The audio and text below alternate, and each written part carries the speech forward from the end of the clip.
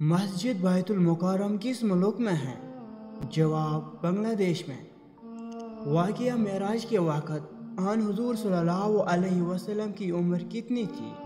جواب: 51 سال، کئی روایات میں 52 سال بھی ہیں۔ مردوں کو زندہ کرنے کا معجزہ کس پیغمبر کے پاس تھا؟ جواب: حضرت عیسیٰ علیہ السلام کے پاس۔ نبی کریم صلی اللہ علیہ وسلم کے زمانے میں کن دو افراد نے نبوت کا جھوٹا دعویٰ کیا؟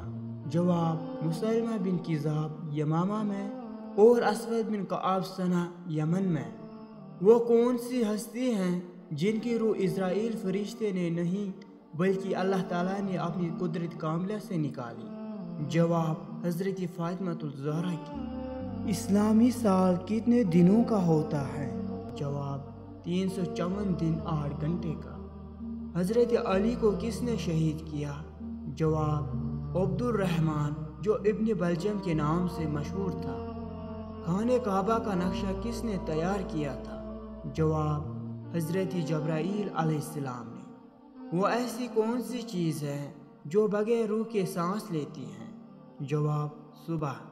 قرآن مجید میں ہے: اور قسم ہے صبح کی جب دم بھرے۔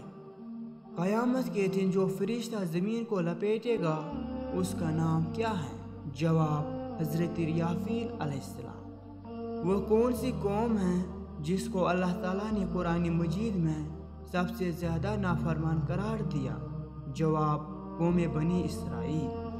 برصغیر میں قرآن مجید کا فارسی میں ترجمہ سب سے پہلے کس نے کیا؟ جواب: حضرت شاہ ولی اللہ نے۔ حضرت خدیجہ کہاں مدفون ہیں؟ جواب: مکہ میں۔